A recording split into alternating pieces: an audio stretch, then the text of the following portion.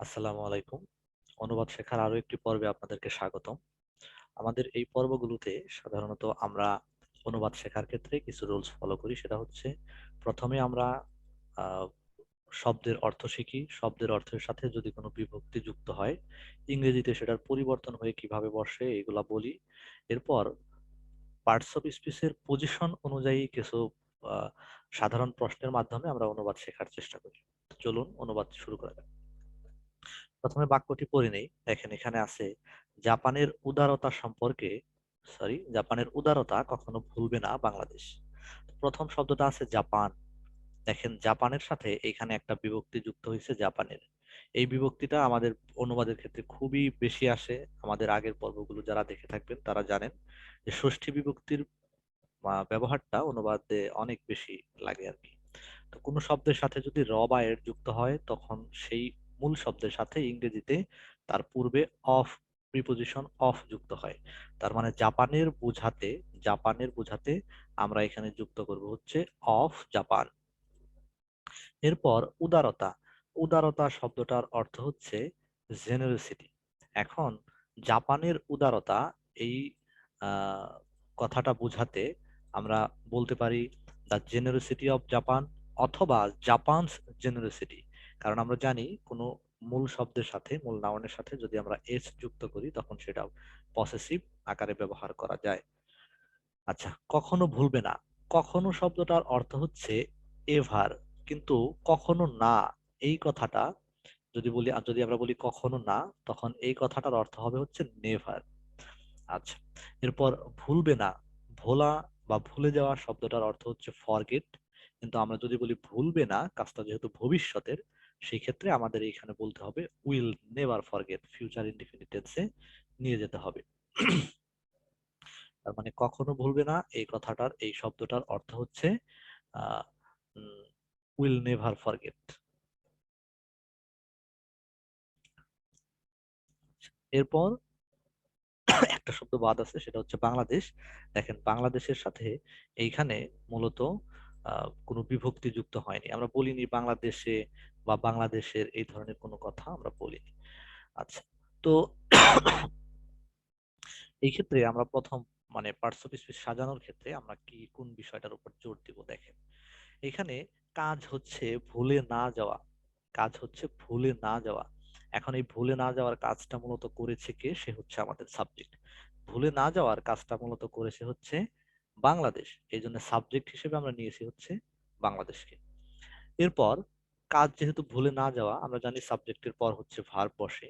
তো ভার্বটাকে পরিবর্তন হয়ে কি করতে হবে? Will never forget. দেখেন কাজ কিন্তু ভুলে না যাওয়া, কিন্তু ভুলবে না অর্থে আমরা এখানে ব্যবহার করছি উইল নেভার ফরগেট। যদি আমরা বলতাম যে ভুলতো না, আগের বলতাম, তখন আমরা আর উইল ব্যবহার করতে পারতাম না, তখন আমরা ফরগেটের পাস্ট ফর্ম ফরগট দিতাম। আচ্ছা, এখন ভার্ব ভার্বের কাছে সাধারণত দুইটা প্রশ্ন করে অবজেক্ট বের করে।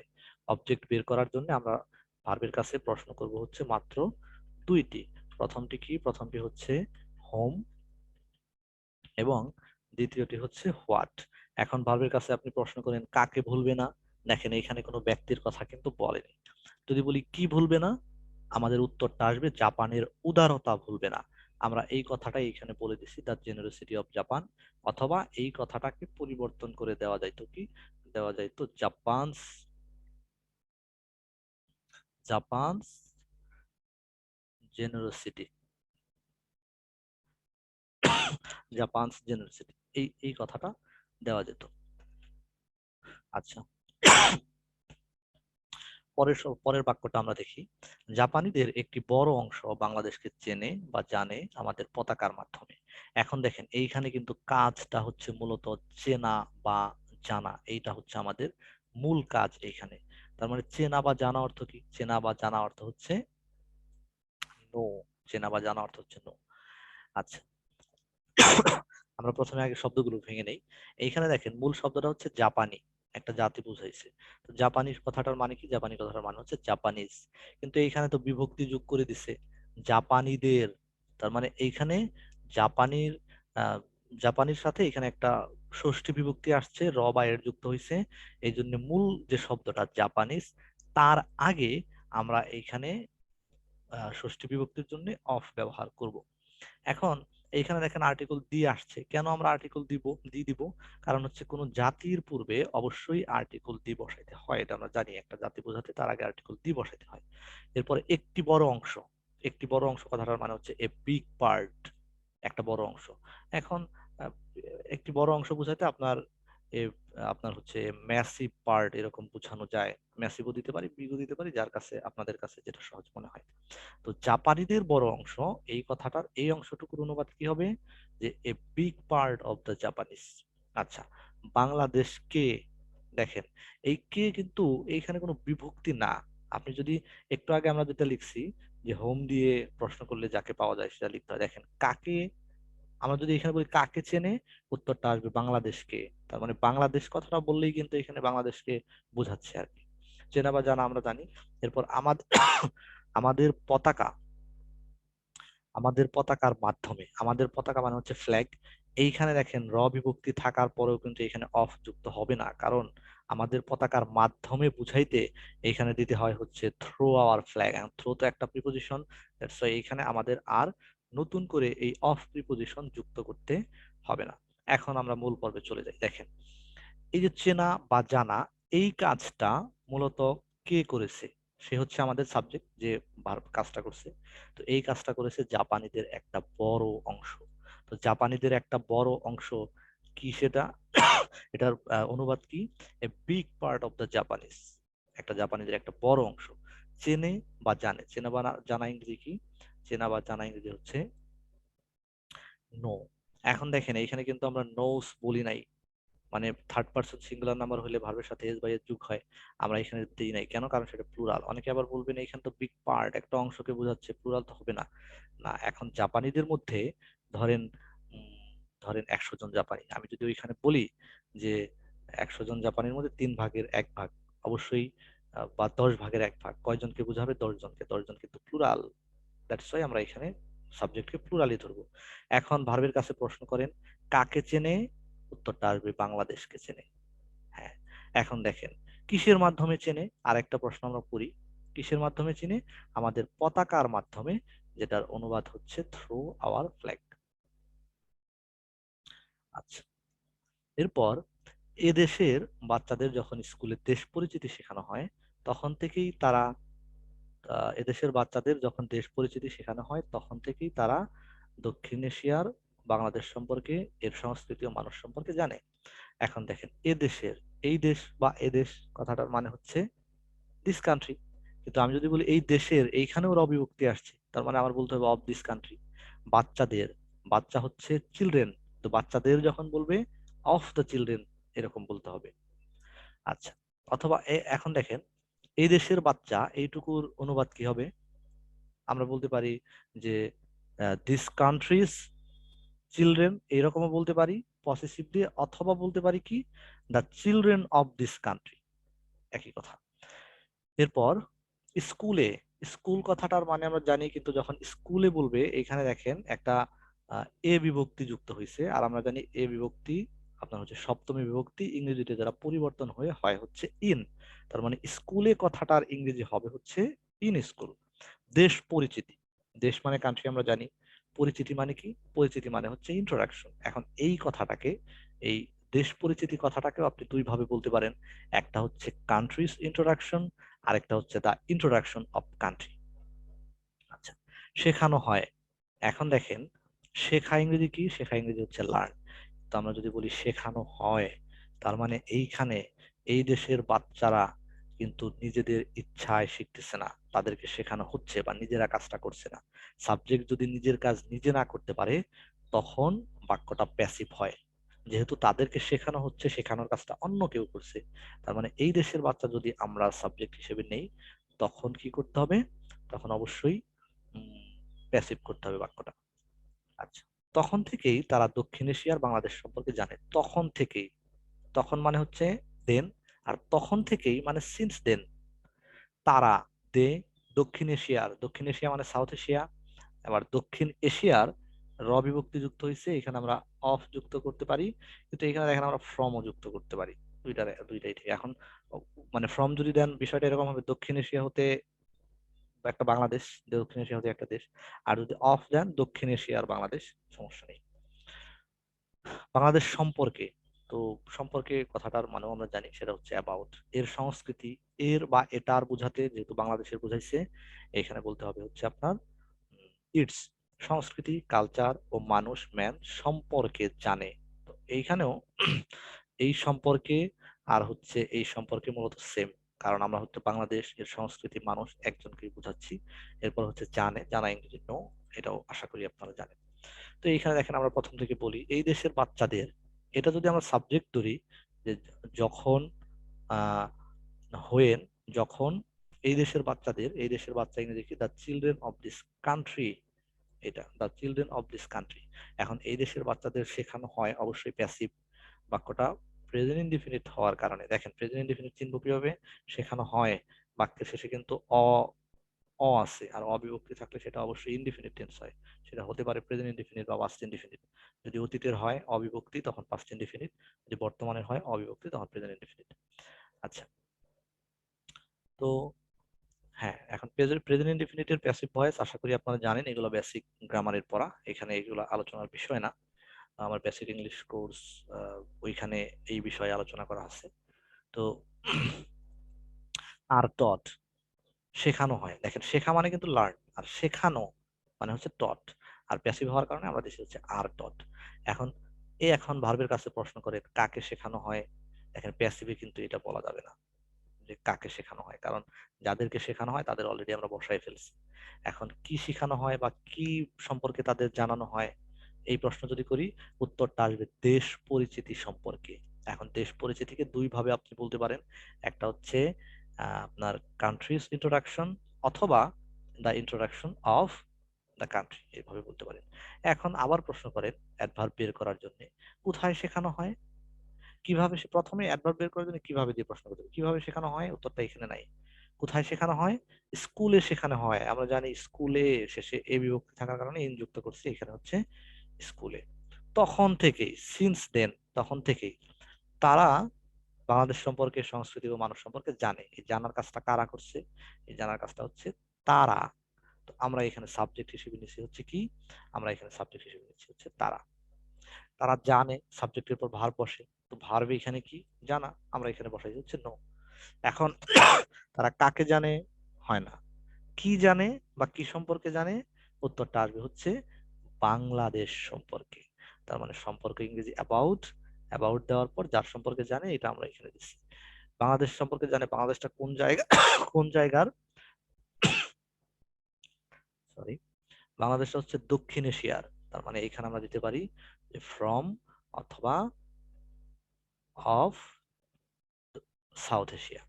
এবং শুধুমাত্র বাংলাদেশ সম্পর্কেই না, আরো বাংলাদেশের সংস্কৃতি সম্পর্কেও, তার মানে ইটস কালচার এন্ড মানুষ সম্পর্কে, এবং ওইখানকার পিপল, মানুষ সম্পর্কেও জানে।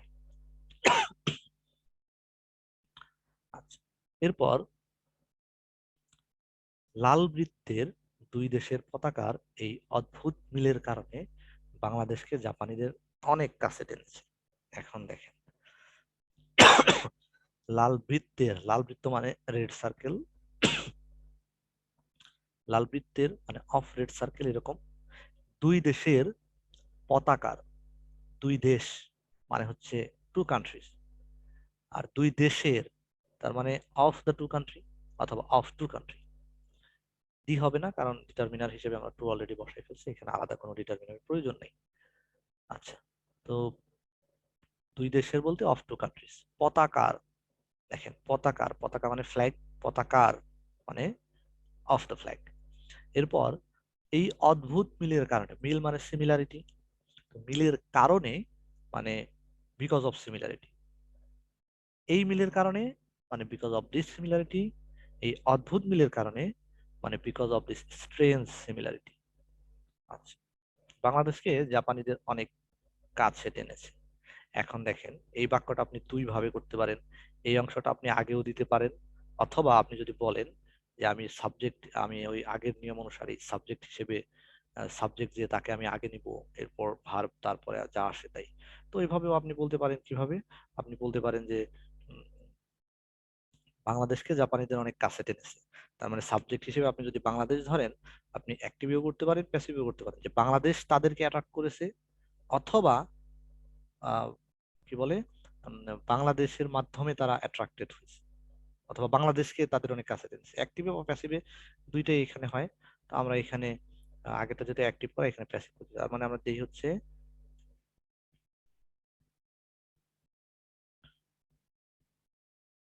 বাংলাদেশ অ্যাট্রাক্ট করেছে। কাজটা অলরেডি সম্পন্ন হয়ে থাকলে আমরা জানি প্রেজেন্ট পারফেক্ট টেন্স হয়।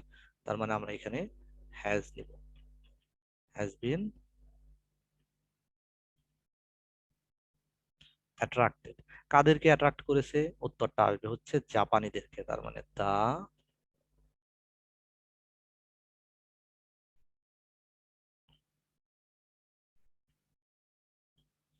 Bangladesh has been attracted the Japanese. এখন জাপানিদেরকে আহ, কোথায় অ্যাট্রাক্ট করেছে বা কিভাবে অ্যাট্রাক্ট করেছে? অ্যাট্রাক্ট করেছে, খুব কাছে টেনেছে।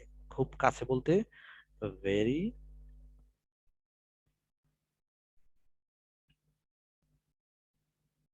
Very close. কেন এটা হচ্ছে, কেন তারা প্রশ্ন করেন? উত্তরটা আসবে because, because of this strange similarity. Strange similarity, কিসের সিমিলারিটি? উত্তরটা আসবে পতাকার লাল বৃত্ত। তার মানে of the flag,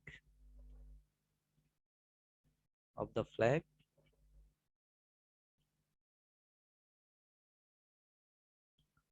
consisting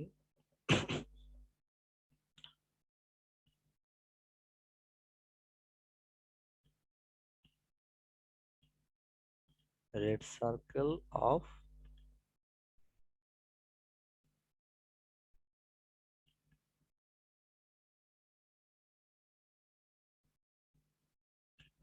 of two countries। এইভাবে। তো এই, আশা করি এইখানেও আপনাদের বোঝানোর কিছু নাই এইখানে। আর যদি আগের তিনটা বাক্য বা আগের পর্বগুলো দেখে থাকেন, এখানে আশা করি বুঝাইতে হবে না যে কেন কোন এর পরে আসছে। আর আমি ভেঙে ভেঙে বলে দেওয়ার পরে আশা করি সহজ হয়ে গেছে বিষয়টা।